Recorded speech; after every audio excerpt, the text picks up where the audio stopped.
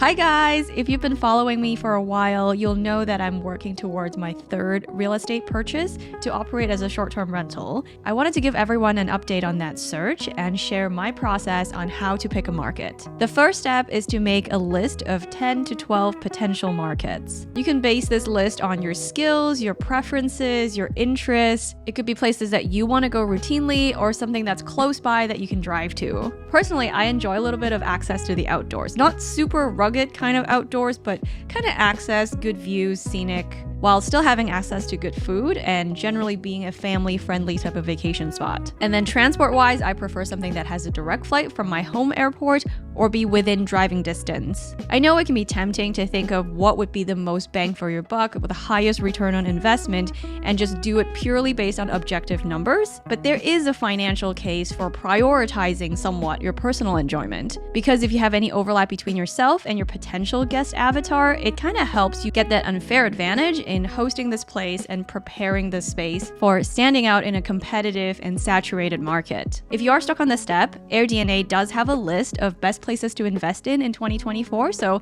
feel free to take a look and get some ideas. In my view, generally, national parks and travel destinations and markets that already have vacation rentals would be my personal preference. And then bonus points if they are within kind of road trip distance from a city. So sharing my initial brainstorming list, I wanted to look a little bit outside Denver, Boulder-ish, Colorado, got a Minnesota lake/cabin resort, a Chicago driving distance like 2 to 3 hours from Chicagoland, like a lake or cabin retreat type of situation, outside of Seattle/close to Rainier, near Zion National Park or Bryce Canyon, Wisconsin Dells, Kansas City-ish just because it's close enough to me, a drivable distance from me in Iowa, a Michigan lake house because we have had personal experience in that and that was really fun. I was also curious about Savannah, Georgia, Charleston, South Carolina, and obviously I know West Coast is tricky, but I also just wanted to put it on my brainstorm list, San Diego and LA. And then just for funsies, back on the East Coast, let's check out Virginia Beach. This is just a rough list to get going on brainstorming, and you will start narrowing down on step 2 when you review regulations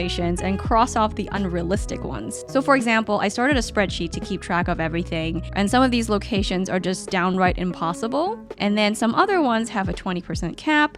Some are restricted to a specific tourist district overlay or short-term rental zone, whatever the city calls it. And then some other ones have this 1,000-foot rule where you cannot be next to a short-term rental within a certain radius, which I think would prove really tricky because you might not know that a short-term rental is in process of being set up during your search, but then as you are finalizing the purchase, one pops up like right next to you and you would have no control over that. So I just look up all of these regulations by typing in like the location name and then short-term rental regulations. If there are no regulations, that's actually kind of a red flag to me because it's only a matter of time when those become enacted. If the regulations are really strict, like it needs to be the person's primary residence and you can only rent it out a month of the year, for example, then I take a look at the surrounding areas. Are there suburbs? Are there like outskirts of town that fall under a different jurisdiction? Oftentimes the rules are similar, but it's worth looking. And by the end of the step, you should have a more narrow down list of places that are actually feasible from a regulatory standpoint. Step number 3 is to use this narrow down list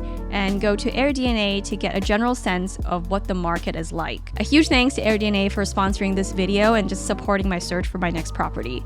You can easily sign up for a free account on Airdna, which will give you access to start browsing all of the different markets. I'll leave a link in the description below if you're interested. You can just start with the free tier, which is always available. It's not like a trial. And once you've narrowed down a little further and you want to go a little bit more in depth and see more of the data, then you can consider the paid version. I've been really relying on the software for my market research because you get access to all the markets just under one subscription. The objective of this step is really to just get some high-level data to decide whether you want to invest time into further studying a market. So on the main page for each market, there's just general market level data. There's the average revenue, is it going up or down recently, the occupancy, and I personally prefer at least 50% because otherwise it's just too much anxiety for me. And then the general supply trends. Have there been more short-term rentals in this market in the last year, 2 years? And if there is a steep increase, that gives me a little bit of a pause. In the for sale tab, I'm not going into a huge amount of detail at this stage yet, I'm really just looking at, are there plenty of examples of potentially profitable options? And given the current interest rates, I would say a rough cutoff of maybe 1% of the purchase price needs to be the monthly income. That's like absolute bare minimum in my books. You will likely need it to be more for a good investment, but since this stage is just rough estimates, just pick a number to be the cutoff of deciding, okay, this market is too expensive and not even worth investing more time into learning. And during this stage of your research, if you know some criteria that you have, like for me, I prefer at least 3 bedrooms and 2 bathrooms because it would be a place that my family can travel to together. You can start adding some of those filters to make sure your search is a little more specific to what you need. You can additionally filter out by a budget if you know how much you have available to invest. This is of course not enough information to make a decision, but it's a start. I would put the summary of your findings for each market into your Excel spreadsheet if you have one, just for something to refer back to when you're ready for more in-depth analysis. Similar to the previous step, this time you're going to cross off anything that's unreasonable from an investability standpoint. Are the properties way too expensive for the potential revenue? So for anything that doesn't make sense, cross it off your list. Moving on to step 4, hopefully by this point you've narrowed it down to maybe 4 or 5 potential markets. At this stage, you would kind of go back to learn more about the tourism in general for that area. Are there sporting events? Are there huge conventions? What kind of travelers do you expect in this area? Is it families? Is it like groups of like bachelor parties? What's the seasonality like? What are some nearby attractions? Does it cater more to local versus international travelers? You can find a lot of this information in the official tourism board of that state or of that city, or you can go on social media and search that destination and just see what kind of stuff people are posting and who are the people who are posting about these places. I would give each place a score and take some notes on those things. A lot of this is kind of subjective, and so if money were no issue, which place would you prefer going to? And I guess how important will this personal preference be will depend on how much weight you want to give for your ability to travel there and enjoy the space versus are you treating it purely as an investment and you don't really care about that other enjoyment aspect. Also, you might want to give a score on your ability to potentially hire help. In general, a more touristy place has more existing infrastructure for cleaners and handy people who are used to this kind of seasonal work versus in a rural town or like a suburb. It's a little more difficult because A, there are just fewer people, and B, they might be less familiar with the vacation rental concept. Looking at these 4 to 5 places and the notes on tourism and hiring help, I would then kind of rank them in your order of which one would you prefer owning property in. And time frame wise, up to this point, I would say give yourself at least a month. I know it sounds like it's not a whole lot, it's all just browsing and there's no serious analysis yet, but taking your time to thoroughly go through these first 4 steps will help you feel really confident in whatever market you end up choosing. And then from here, step 5 would be to look at your top favorite of the 4 or 5 that you have narrowed down to and go in depth on your analysis and learn everything there is to know about that market. Ideally, if this works out, you can totally ignore the markets that are ranked 2 through 5. And there's no need to FOMO because there are so many markets that can work. There is really no way anyone can possibly study all of them to the level that is required and choose objectively the best one. What's best for you also depends on your strengths, your preferences, and it might not be the best one for somebody else. What you don't want is to get stuck on wanting to find out which one is the best and never get to the next step of an in-depth analysis. So focusing on the top market, and I'm just gonna pick a random one to show you here because my choice is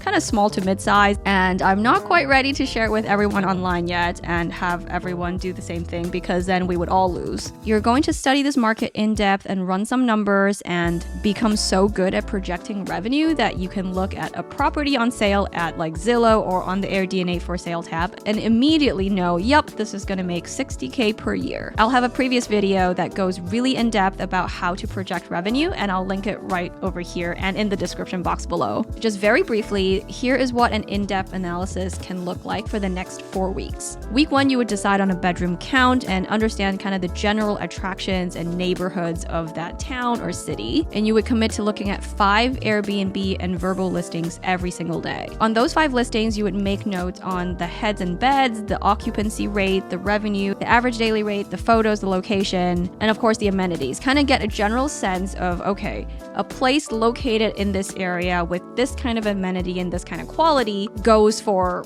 this much and is booked however many percentages, whatever percentage occupancy it is. For this information, you'll be looking at both Airdna and also like the native listing on either Airbnb or Vrbo. For week 2, start also looking at Zillow, 5 properties on sale per day, and you would only look at the ones within an appropriate price range based on what you already know about your revenue for projected revenue of a house that size, and simultaneously continue looking at 5 short-term rental listings per day. And by the end of that week, you should have very specific criteria. Like, okay, I'm only looking at 5-bed, 3 baths in this specific location beyond this certain highway with walking distance to the beach, for example. And then week 3, I would get a realtor. At this point, you know specifically your criteria, so you should be able to communicate that with someone who is helping you in your search. They can send you more targeted listings so that you know you're not missing something that is popping up in the market. Continue the same daily projections you've been doing before. By the end of 4 weeks, it should be pretty clear if there is a path forward, if there is a potential for finding something that could be profitable and a good investment in the area, versus do you decide you need to abandon this market and go down your list to the second choice. Or you're skeptical about your first choice, but you're kind of on the fence, so you simultaneously study 2 markets, which is what I did last time, and that's totally okay too. And for me, ultimately, it was market number 2 that I went with last time. This in-depth analysis phase is where I'm personally at right now, and I'll probably be here for a good few months. I'll be sure to bring you along my journey and summarize what I'm learning at each stage. I hope this framework was helpful for you beginning your search, and thank you again to Airdna for sponsoring this video. Best of luck everyone, and I'll see you again next week. Bye!